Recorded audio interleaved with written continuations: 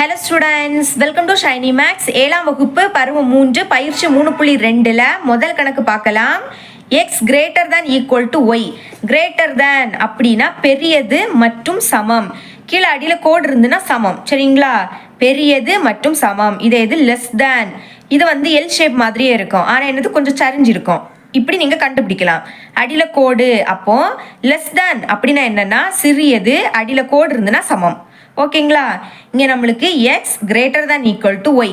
இன்னொன்று ஞாபகம் வச்சுக்கோங்க, எதோட சைடில் வாய் திறந்துருக்கோ அதுதான் பெருசு. அப்போ எக்ஸ் இருக்கக்கூடிய சைடை பார்த்து தான் வாய் திறந்துருக்கு. அதனால எக்ஸ் தான் இங்கே என்னது பெருசு. ஒய்யை விடைக்கும் எக்ஸ் பெருசு. அப்போ நான் இந்த சம் ஃபுல்லாமே எக்ஸோட மதிப்பை 3 எடுக்க போகிறேன், ஒய்யோட மதிப்பை 2 அப்படின்னு எடுத்துக்கிறேன், சரிங்களா? ஏன்னா எக்ஸ் பெருசு, அப்போ ஒய்யை விடைக்கும் பெரிய எண்ணை எடுத்திருக்கேன். இதை வச்சு தான் இந்த சம் ஃபுல்லாகவே சால்வ் பண்ண போகிறோம். எண்ணுமாறு எக்ஸ் ஒய் தரப்பட்டுள்ளது. கோடிட்ட இடங்களை பொருத்தமான அசன்பாட்டு குறிகளால் நிரப்புக. இங்கே நம்மளுக்கு பாக்ஸ் மாதிரி கொடுத்துருக்காங்க பார்த்தீங்களா? இதில் என்ன குறியீடு வருமோ அதை நம்ம எழுதிக்கணும். இப்போ பாருங்க, என்ன கொடுத்துருக்காங்க? ஒய், அப்புறம் ஒரு பாக்ஸ் எக்ஸ். எக்ஸ் தானே பெருசு, அப்போ எக்ஸ் இருக்கக்கூடிய சைடை பார்த்து தான் வாய் திறந்துருக்கணும். அப்போ இதை எப்படி எழுதிக்கலாம்? இந்த மாதிரி எழுதிக்கலாம். அடுத்த அடியில் கோடு. ஏன்னா இங்கே அடியில் கோடு கொடுத்துருக்கனால நம்மளும் கோடு போட்டுக்கணும், சரிங்களா? எக்ஸ் தான் பெருசு, அப்போ அந்த சைடில் வாய் திறந்துருக்கணும். இனிமேல் பாருங்க, செகண்ட் சப்டிவிஷன். எக்ஸ் கூட்டல் 6, அப்புறம் ஒரு பாக்ஸு ஒய் கூட்டல் 6. இதை சால்வ் பண்ணிடலாம். பாருங்க, நான் அதை அப்படியே எடுத்து எழுதிக்கிட்டேன். இப்போ எக்ஸுக்கு பதில் 3ன்னு பிரதியிடலாம். கூட்டல் 6, அப்புறம் ஒரு பாக்ஸு. இனி ஒய்க்கு பதில் 2 கூட்டல் 6. 6 3 கூட்டினா 9, அப்புறம் பாக்ஸு. 2 6 கூட்டினா 8.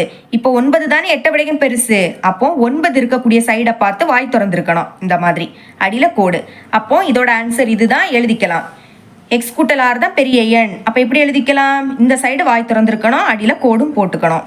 இனி தேர்ட் சப்டிவிஷன். எக்ஸ் ஸ்கொயர், அப்புறம் ஒரு box x into y. Solve பண்ணிடலாமா? எக்ஸோட மதிப்பு 3ன்னு பிரதியிடுவோம். அடுத்த அடுக்கில் 2. இனி பாக்ஸு எக்ஸோட மதிப்பு 3 இன்ட்டு ஒய்யோட மதிப்பு 2 அப்படின்னு எழுதியிருக்கோம்.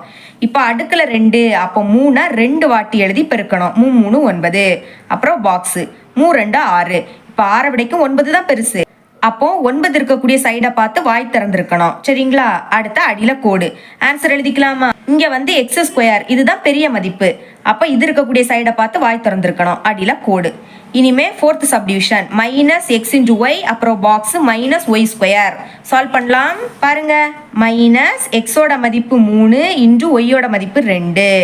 இனி மைனஸ் ஒய்யோட மதிப்பு 2 அடுக்கில் 2, அப்போ ஹோல் ஸ்கொயர் அப்படின்னு எழுதிக்கணும். பெருக்கும்போது ஒரு மைனஸ்னா அதை அப்படியே எடுத்து எழுதிருங்க. 3 2 6.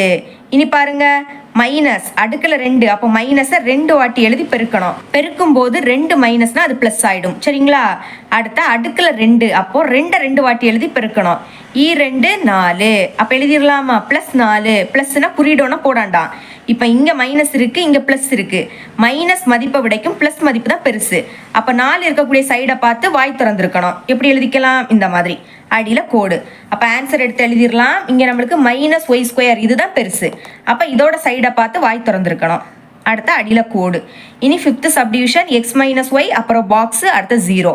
ஓகே, பாருங்க, எக்ஸோட மதிப்பு 3 மைனஸ் ஒய்யோட மதிப்பு 2. அடுத்த 0. 3ல் இருந்து 2 கழிச்சா 1, அப்புறம் பாக்ஸு, அடுத்த 0. 0 விடைக்கும் 1 தான் பெருசு. அப்போ இந்த சைடை பார்த்து வாய் திறந்துருக்கணும், அடியில் கோடு. ஆன்சர் எடுத்து எழுதிக்கலாம். இதுதான் பெருசு, அப்போ இந்த சைடு வாய் திறந்துருக்கணும், அடியில் கோடு. இதுதான் இதோட ஆன்சர். ரெண்டாவது கொஸ்டின். சரியா தவறா என கூறுக. நம்மள இங்கே 4 கூற்று கொடுத்துருக்காங்க. இது சரியா தப்பான்னு நம்ம கண்டுபிடிச்சு எழுதணும். First subdivision. நேரிய அசன்பாடுகளுக்கு அதிகபட்சமாக ஒரே ஒரு தீர்வு மட்டுமே இருக்க முடியும். ஞாபகம் வச்சுக்கோங்க, நேரிய அசன்பாடுகளுக்கு நிறைய தீர்வு உண்டு, ஆனால் இங்கே ஒரே ஒரு தீர்வு மட்டுமே இருக்க முடியும்னு கொடுத்துருக்காங்க. அப்போ இந்த கூற்றை தப்பாக கொடுத்துருக்காங்க, அதனால தவறுன்னு எழுதிக்கலாம். இங்கே மேலே எழுதிக்கிறேன், தவறு. ஓகேங்களா?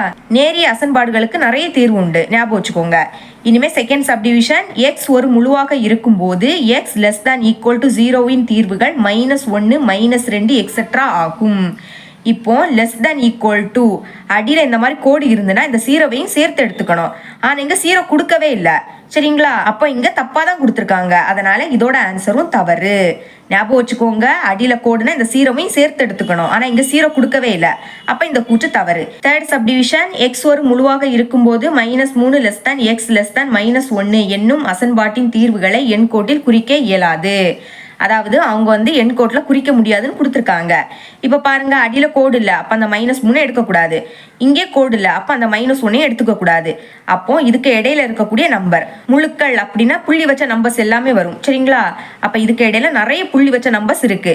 இதெல்லாம் எண் கோட்டில் குறிக்க முடியாது. அதை தான் அவங்களும் கொடுத்துருக்காங்க. எண் கோட்டில் குறிக்க இயலாது. அப்போ கரெக்டாக கொடுத்துருக்காங்க, அதனால சரி அப்படின்னு எழுதிக்கலாம்.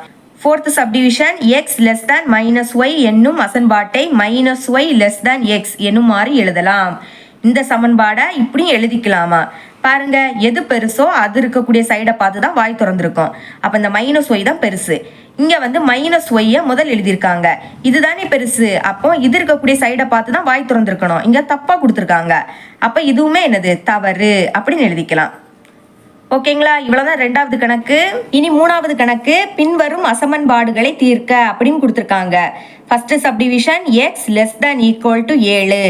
x என்பது ஓர் இயல் எண். ஃபர்ஸ்ட் இயல் எண்ணை எழுதிக்கலாம். இயல் எண். இயல் எண் எப்போவுமே 1ல இருந்தே தொடங்கும். ஞாபகம் வச்சுக்கோங்க. 1 2 3 4 எக்ஸெட்ரா இந்த மாதிரி போயிட்டே இருக்கும். 4க்கு அடுத்து 5 6 7 இந்த மாதிரி வந்துகிட்டே இருக்கும். ஓகேங்களா? இதுதான் இயல் எண். இங்க வந்து நம்ம எக்ஸோட மதிப்பை தான் கண்டுபிடிக்க போறோம். அது எப்படி கொடுத்துருக்காங்க? x less than equal to 7. எந்த சைடு வாய் திறந்திருக்கோ அதுதான் பெருசு. அப்ப 7 தான் பெருசு. அப்ப எக்ஸோட மதிப்பு கண்டுபிடிக்க போறோம். இங்க 7 பெருசா இருக்கிறதுனால எக்ஸோட மதிப்பு 7 விடைக்கும் சின்னதா இருக்கும். அடியில கோடு இருக்கிறதுனால 7ஐயும் சேர்த்து எடுத்துக்கணும். ஓகேங்களா? அப்ப எக்ஸோட மதிப்பு எப்படி எழுதிக்கலாம்? இங்க நம்மளுக்கு x என்பது ஓர் இயல் எண் கொடுத்துருக்காங்க. இயல் எண் 1ல இருந்தே தொடங்கும். அப்போ 1 2 3 4 5 6 7.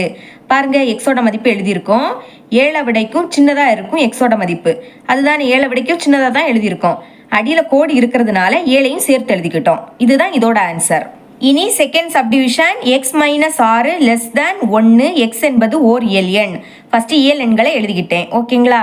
இப்போ எக்ஸோட மதிப்பு தான் கண்டுபிடிக்கணும். அதுக்கு இங்கே x மட்டும் தான் இருக்கணும். அதை ஃபர்ஸ்ட் மாத்திரலாம். அதுக்கு முதல்ல அதை அப்படியே எடுத்து எழுதிக்கலாம். x - 6 less than 1. எக்ஸை மட்டும் வச்சுக்கோங்க. லெஸ் தேன் 1 -6 அங்கே போச்சுன்னா +6 மாறிடும். இனி x லெஸ் தேன் 1 6 கூட்டினா 7. இப்போ எக்ஸோட மதிப்பை கண்டுபிடிக்கலாம். இப்போ பாருங்க, இங்க வந்து 7 இருக்கக்கூடிய சைடை பார்த்து தான் வாய் வந்து பெருசா இருக்கு. அப்ப 7 தான் என்னது? பெரிய எண். எக்ஸோட மதிப்பு 7 விடைக்கும் சின்னதா இருக்கணும். இங்க கோடு இல்லாததுனால 7 எழுதக்கூடாது. அப்ப இயல் எண் 1ல இருந்தே தொடங்கும். 1 2 3 4 5 6. அடியில கோடு இல்லை, அப்ப 7 எழுதவே கூடாது. இனி தேர்ட் சப்டிவிஷன் 2a கூட்டல் 3 less than equal to 13. a என்பது ஒரு முழு எண். இங்க வந்து ஏயோட மதிப்பு கண்டுபிடிக்கணும். நமக்கு இங்க ஏயோட மதிப்பு முழு எண் அப்படின்னு கொடுத்துருக்காங்க. அப்போ முழு எண் அப்படின்னா என்னன்னு எழுதிக்கலாம். முழு எண் ஞாபகம் வச்சுக்கோங்க. முழு எண் எப்பவுமே 0ல இருந்து தொடங்கும். 0 1 2 3 எக்ஸெட்ரா இந்த மாதிரி போயிட்டே இருக்கும். இயல் எண் அப்படின்னா 1ல இருந்து தொடங்கும். முழு எண் அப்படின்னா 0ல இருந்து தொடங்கும். இனி பாருங்க, ஏயோட மதிப்பு தான் கண்டுபிடிக்கணும். இந்த சைடு ஏ மட்டும் இருக்கணும். அதை ஃபர்ஸ்ட் மாத்திக்கலாம். 2a கூட்டல் 3 லெஸ் தேன் ஈக்குவல் டு 13. இப்போ இந்த +3 அங்கே கொண்டு போயிடலாம். அப்போ 2a less than equal to 13. +3 அங்கே போச்சுன்னா -3. இனி 2a less than equal to 13ல இருந்து 3 கழிச்சா என்ன கிடைக்கும்? 10ன்னு கிடைக்கும். இனி ஏயோட மதிப்பு தானே கண்டுபிடிக்கணும். அப்போ ஏயை மட்டும் வச்சுக்கலாம். Less than equal to 10. இங்க இருக்கக்கூடிய 2 பெருக்கல்ல இருக்கு. அந்த பக்கம் போச்சுன்னா வகுத்தலா மாறிடும். அப்ப டிவைடருக்கு கீழே 2ன்னு எழுதிருங்க. இப்போ இது ரெண்டுமே 2ஆ எப்படி கேன்சல் ஆகும்? ஓ 2 2 I 2 10. அப்போ a less than equal to 5. இப்போ பாருங்க, இந்த சைடு தான் வாய் திறந்திருக்கு. அப்போ 5 தான் பெரிய எண். ஏயோட மதிப்பு 5 விடைக்கு சின்னதா இருக்கணும். அது மட்டும் இல்லாம அடியில கோடு, அப்போ 5ஐயும் சேர்த்து எழுதிக்கணும். அதனால ஏயோட மதிப்பை எப்படி எழுதிக்கலாம்? இங்க முழு எண்ணுன்னு கொடுத்துருக்காங்க. அப்போ 0ல இருந்தே தொடங்கணும். 0 1 2 3 4 5.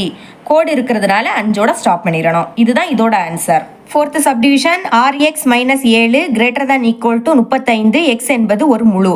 ஃபர்ஸ்ட் முழு எண்ணுனா என்னன்னு எழுதிக்கிட்டேன். சரிங்களா? இது எப்படி இங்கே தேவைப்படாது. இனிமே எக்ஸோட மதிப்பு கண்டுபிடிக்க போறோம். அப்போ இந்த சைடு எக்ஸ் மட்டும் இருக்கணும். அதை ஃபர்ஸ்ட் மாத்திக்கலாம். அதுக்காக அதை அப்படியே எடுத்து எழுதிக்கிட்டேன். இப்போ rx இங்கே வச்சுக்கலாம். கிரேட்டர் தேன் ஈக்குவல் டு இந்த சைடு 35. -7 அங்கே போச்சுன்னா +7 மாறிடும். இனிமே rx greater than equal to கூட்டுங்க. 5 7 கூட்டினா 12. அப்போ 2 பாக்கி 1. 3 1 கூட்டினா 4. இனி எக்ஸ் தான் கண்டுபிடிக்கணும். அப்போ எக்ஸை மட்டும் வச்சுக்கலாம். X greater than equal to 42. இங்கே இருக்கக்கூடிய 6 பெருக்கல் இருக்கு. அந்த பக்கம் போச்சுன்னா வகுத்தெல்லாம் மாறிடும். அப்போ டிவைடருக்கு கீழே 6ன்னு எழுதிக்கோங்க. இப்போ இது 6ஆம் வாய்ப்படி கேன்சல் ஆகும். 1 6 6 7 6 42. அப்போ X greater than equal to இங்கே பாக்கி 7 மட்டும் தான் இருக்குது. இப்போ எக்ஸோட மதிப்பை கண்டுபிடிக்கலாம். சரிங்களா? பாருங்க, இங்கே இந்த சைடு தான் வாய் திறந்துருக்கு. அப்போ எக்ஸோட மதிப்பு தான் பெரிய எண்ணா இருக்கும். 7 விடைக்கும் பெரிய எண்ணா எக்ஸோட மதிப்பு இருக்க போகுது. அடியில் கோடி இருக்கிறதுனால 7ஐயும் சேர்த்து எழுதிக்கலாம். பெரிய எண் அப்போ 7 விடைக்கும் பெரிய எண்ணை எழுதிக்கணும். 7க்கு அடுத்த 8, 9, 10, எக்ஸெட்ரா இந்த மாதிரி போயிட்டே இருக்கும். 10க்கு அடுத்த 11, 12 இந்த மாதிரி வந்துட்டே இருக்கும். இதுதான் இங்கே எக்ஸோட மதிப்பு. 5th subdivision 4x - 9 greater than -33. X என்பது ஒரு குறைமுழு. குறைமுழு அப்படின்னா மைனஸ் மதிப்பு. சரிங்களா? ஓகே, ஃபஸ்ட்டு இந்த சைடு எக்ஸ் மட்டும் தான் இருக்கணும். அதை ஃபஸ்ட்டு மாற்றிக்கலாம். 4x - 9 greater than -33. இப்போ 4x இங்கே வச்சுக்கலாம். கிரேட்டர் தேன் இங்கே -33. -9 அங்கே போச்சுன்னா +9 மாறிடும். இனிமேல் 4x கிரேட்டர் தேன் ஒரு மைனஸ், அப்போ கழிக்கணும். கழிக்கலாமா? 33லேருந்து 9 கழிக்கலாம். இப்போ இது 13 மாறும். இது 2 ஆகிடும். 13லேருந்து 9 கழிச்சா என்ன கிடைக்கும்? 4. அடுத்த 2. அப்போ என்ன கிடைக்குது? 24. ஒரு மைனஸ்னா கழிக்கணும். கழிச்சுக்கிட்டு பெரிய எண்ணோட குறியீடை போடணும். இங்கே 9 விடைக்கும் 33 தான் பெரிய எண். அப்போ மைனஸ் கழிச்சா என்ன கிடைச்சி? 24. எக்ஸ் தானே கண்டுபிடிக்கணும். அப்போ எக்ஸாமட்டா வச்சுக்கோங்க. Greater than -24. இங்கே இருக்கக்கூடிய 4 பெருக்கல் இருக்குது. இங்கே வந்துன்னா வகுத்தெல்லாம் மாறிடும். இப்போ இது 4 எப்படி கேன்சல் ஆகும்? ஒரு 4 4, 6 4 24. அப்போ எக்ஸ் கிரேட்டர் தேன் -6. இப்போ எக்ஸோட மதிப்பு எப்படி இருக்கும்? பெரிய எண்ணா இருக்கும். -6 விடைக்கும் பெரிய எண்ணா இருக்கும். ஏன்னா இந்த சைடு தானே வாய் திறந்துருக்கு. அப்போ -6 விடைக்கும் பெரிய எண்ணா எழுதணும். அதுவும் குறை முழுவா எழுதணும். மைனஸ் நம்பரை மட்டும் தான் எழுதிக்கணும். இப்போ இதை எப்படி எழுதிக்கலாம்னா, ஃபர்ஸ்ட் எண் கோடில் உங்களுக்கு சொல்லித்தரேன். இப்போ இங்கே என்ன எழுதிக்கலாம்? 2 1 0, அப்புறம் -1 -2 -3 -4 -5 -6. பாருங்க, 0 விடைக்கும் 1 பெரிய எண். ஓகேங்களா? அதே மாதிரி -5 விடைக்கும் -4 பெரிய எண். இந்த சைடில் இருக்கக்கூடியது எல்லாமே பெரிய எண். அப்போ எக்ஸோட மதிப்பு -6 விடைக்கும் பெரிய எண்ணா எழுதணும். அப்போ -6 எழுதக்கூடாது. ஏன்னா இங்கே அடியில் கோடு இல்லை. அப்போ அதை எழுதக்கூடாது. அப்போ -6க்கு அடுத்து இருக்கக்கூடிய இதெல்லாமே என்னது? பெரிய எண். அப்போ இதில் இருந்து எல்லாமே வரும். ஆனால் இங்கே குறைமுழுன்னு கொடுத்துருக்காங்க. குறைமுழுன்னா மைனஸ் மதிப்பு மட்டும். அதனால் -5லேருந்து -1 வர மட்டும் தான் நீங்கள் எழுதிக்கணும். 0 எழுதக்கூடாது. ஏன்னா அது குறைமுழு கிடையாது. குறைமுழு அப்படின்னா மைனஸ் மதிப்பு மட்டும். அப்போ எழுதிக்கலாமா? எக்ஸ் ஈக்குவல் டு என்னெல்லாம் வரும்? -5 -4 -3 -2 -1. புரியுதுல்ல? எக்ஸ் தான் பெரிய எண். -6 விடைக்கும் பெரிய எண் எழுதணும். இங்கே பார்த்தீங்கன்னா 1 விடைக்கும் 2 பெரிய எண். இந்த மாதிரி பாருங்க. அப்போ -6 விடைக்கும் -5 தானே பெருசு. இப்போ இது கண்டிப்பாக உங்களுக்கு புரியும் நம்புகிறேன். இனி அடுத்த அடுத்த வீடியோவில் பார்க்கலாம். என்னோட டீச்சிங் உங்களுக்கு பிடிச்சிருந்துன்னா மறக்காமல் நம்ம சேனலை சப்ஸ்கிரைப் பண்ணி பக்கத்தில் பெல் ஐக்கனே கிளிக் பண்ணுங்கள். அப்போ தான் நம்ம அப்லோட் பண்ணுற வீடியோட நோட்டிஃபிகேஷன் உங்களுக்கு உடனே வரும். தேங்க்ஸ் ஃபார் வாட்சிங்.